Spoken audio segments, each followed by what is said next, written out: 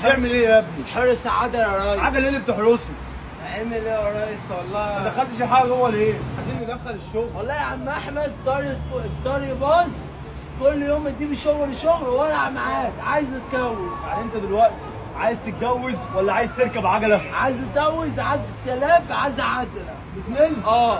ازاي الاثنين يا حمزه؟ والله يا ريس عايز ان في كازمه تاني. انت معاك فلوس تشتري دواليب وجزمات وعجل؟ اه يا ريس باذن الله. طيب دلوقتي يا حمزه احنا عندنا مشكلتين، اول مشكله ان انت عايز تركب عجله. العجله دي يا جماعه بفضل الله العجله دي عامله 5000 جنيه، على الستور بتاعها عامله 21000 والاقل منها عامله 18000. تمام؟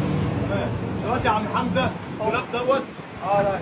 الدولاب اللي هو الثلاثه ضرفه ده عامل 5000 جنيه، الاثنين ضرفه عامل 3000 جنيه، وعندنا الدولاب الاثنين ضرفه اللي احنا كنا منزلينه العرض ب 1600 جنيه. عارف يعني ايه يا حمزه 1600 جنيه؟ عارف 1600 ايه يا ريس؟ تمام. الكرسي ده يا جماعه البار ده عامل 1000 جنيه. تمام.